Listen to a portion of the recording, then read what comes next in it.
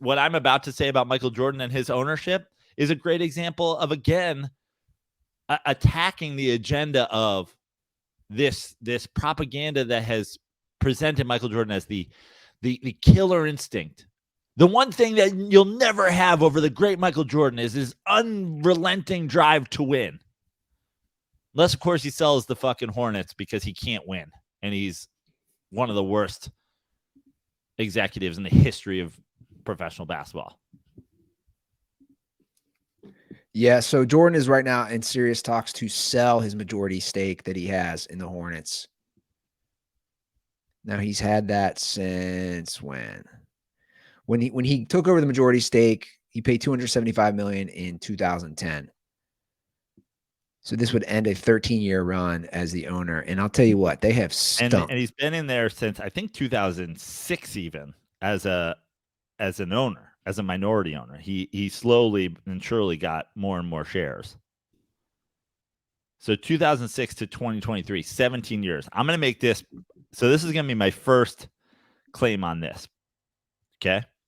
I believe that if you go through, there's a great Twitter thread about LeBron James, how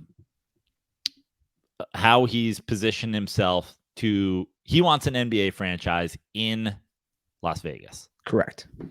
And a lot of his business decisions have been to partner with the Man United people and all that stuff so that he may one day be an owner. I predict, this is my prediction, LeBron James will one day be an owner of an NBA franchise in Las Vegas. And I will make this claim.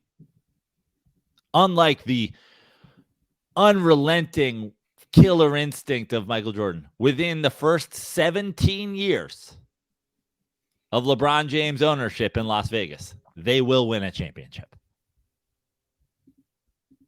Well, I'll take it one step further. Just win a first-round game. Since Michael Jordan has been involved as a partial owner or majority owner of the Bobcats / Hornets, they've never won a round of the NBA playoffs. That's incredible. They've never won a round or a game. They've never won a round of the NBA playoffs. Wow. Jordan became the majority owner in 2010. They've only been to the playoffs twice since then. If you want to go back to when he was a minority owner, they've made the playoffs since 2006 3 times.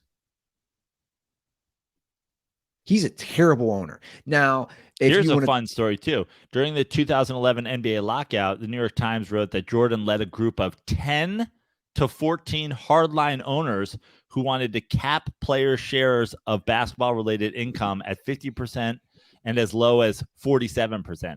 Journalists observed that during the labor strike in 1998, Jordan told Washington Wizards then owner Abe Pollin, if you can't make a profit, you should sell your team.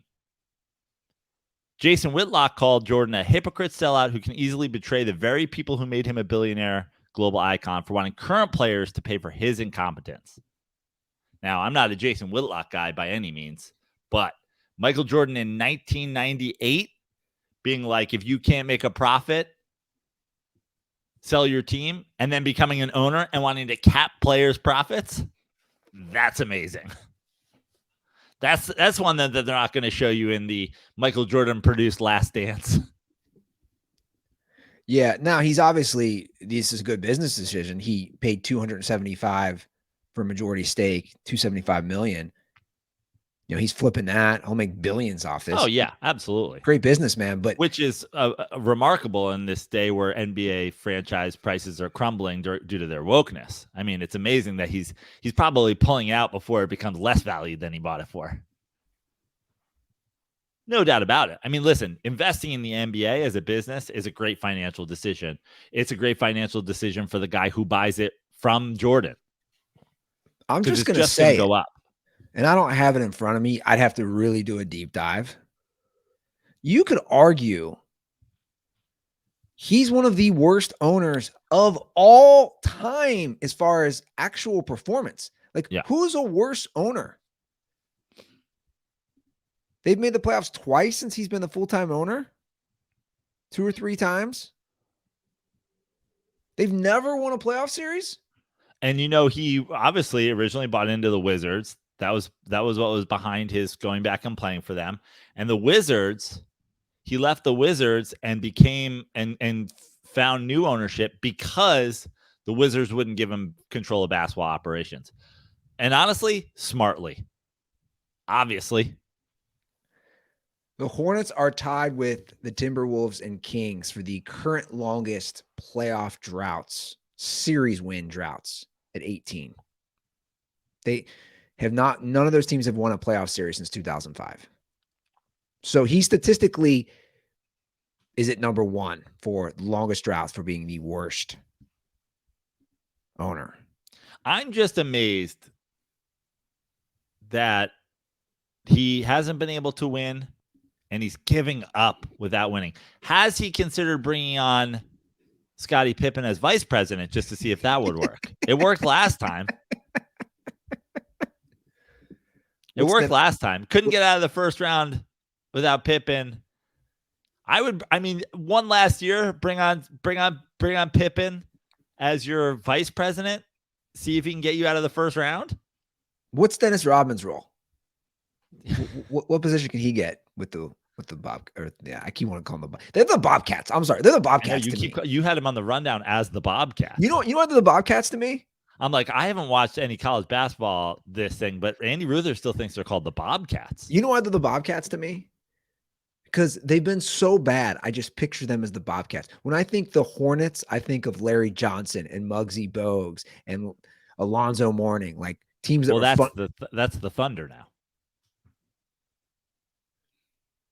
That team became the Thunder. True.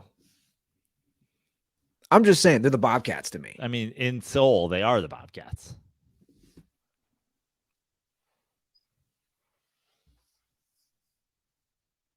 He should let Scottie Pippen come on.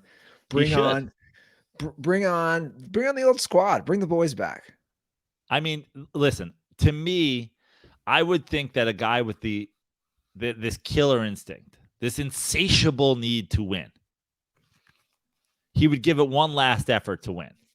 You just said that the Charlotte Hornets franchise, Charlotte Bobcats, have not gotten out of the first round since Michael Jordan has been an owner and beyond. Michael Jordan never got out of the first round as a player. 1-9 in games, 2 sweeps, 1 3-1 loss to the great Sidney Moncrief. Bring on Scottie Pippen as your vice president to get you out of the first round. And if it doesn't work, then sell the team for a profit and put it all into shaping your golf course into a weird shape where the fairway's only wide where you hit it.